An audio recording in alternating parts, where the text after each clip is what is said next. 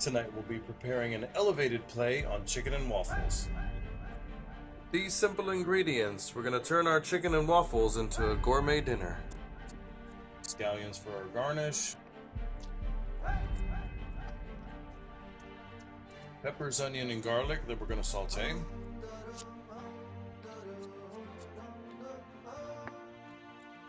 Tomato, cucumber, garlic salad. Habanero and jalapeno for our spice.